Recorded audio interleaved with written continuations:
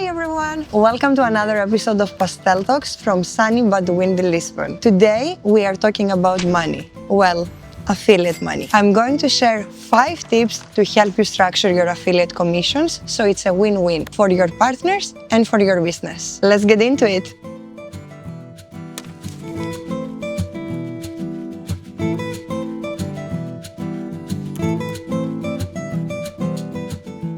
First things first, let's break down the different types of commission models out there. One of the all-time favorites in SaaS, the revenue share model. The revenue share model is when affiliates earn a percentage of the sales they bring in. But why do so many people love it? Because it motivates affiliates to drive bigger sales and it helps cut down on fraud. A great example is BetterPick. They use this model but with a cool twist. They start their base commission at 20%, but for top performers it can go up to 30, even 35%.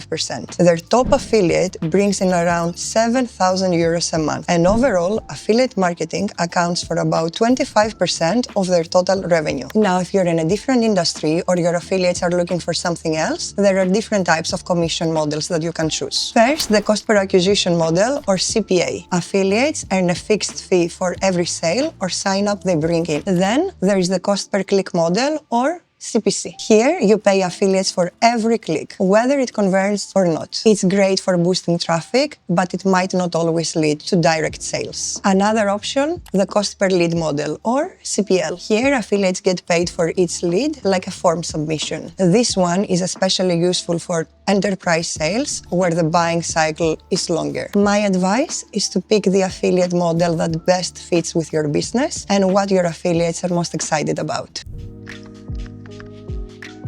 My tip number 2, and the next big question. Should you go with recurring commissions or one-time payouts? Let's break it down. If your product is subscription-based, then recurring commissions are usually the way to go. Affiliates earn a cut every month the customer stays subscribed, so they are motivated to bring in high-quality and loyal customers. But if you sell a one-time product, then yep, a one-time commission makes more sense. Pro tip, when deciding, keep an eye on 2 key metrics: your customer acquisition cost, or CAC, or your customer lifetime value, or CLTV. You want to find balance. Reward your affiliates without cutting too deep into your profits. Alright, now that you figured out how and when you pay commissions, let's talk about how much to pay. This can really make or break your program. In SaaS, most recurring commission rates fall somewhere between 20 to 30%. But here's the thing, don't just copy what everyone else is doing. You've got to set your program based on some key factors. How much your product costs, what kind of margins you're working with, and what it's already costing you to acquire a new customer. This is where CAC and CLTV comes back into play. They will help you figure out what is sustainable and attractive for your affiliates. Let me give you a real-life example. Ruben Hassid, the founder of EasyGen,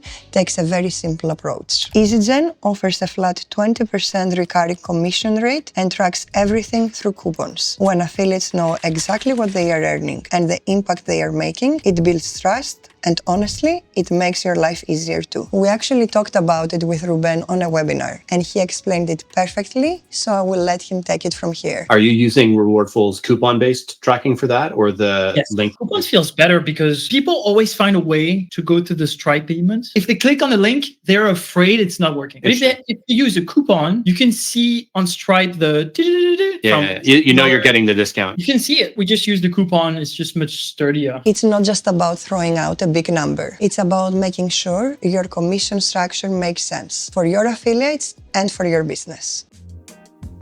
Now let's talk logistics. How do affiliates actually get their commissions? Because setting clear expectations is as important as the commission itself. For recurring commissions, most programs keep it simple. Affiliates keep earning as long as the customer keeps paying. But some businesses choose to cap that. For example, commissions might stop after 12 months, even if the customer stays subscribed. That's exactly what we do with Friends of Rewardful, our own affiliate program. Affiliates earn 25% recurring commission on every transaction for the first 12 months. The referrals remain Rewardful customers. Now, that kind of cap isn't necessarily a bad thing. It just needs to be clear upfront so no one's confused later on. Then there is the payment schedule. A lot of affiliate programs batch payouts to to make things easier on the admin side. So let's say someone refers a sale in March. Their commission might be paid out on April 1st or even May 1st. That buffer gives you time to process refunds or spot any sketchy activity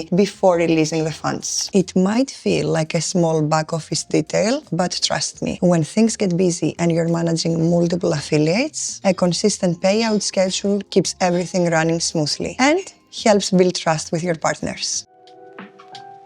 And finally, tip number 5, make sure your commission structure actually matches with your product. Not every product has the same profit margins, so your strategy needs to reflect that. Take e-commerce, for example. Physical products usually come with a bunch of extra costs. Manufacturing, shipping, storage, so commissions tend to be lower. Now compare that to SaaS. Margins are usually higher, so you've got more room to be generous with your affiliates. And don't forget about pricing either. If your product is on the lower cost side, you might just need to offer a higher percentage, just to make it worth an affiliate's time. But if your product is more expensive, even a smaller cut can still add up to a great payout. Bottom line, it's all about finding that win-win. Affiliates feel good about promoting your product or service, and you're still making a healthy profit.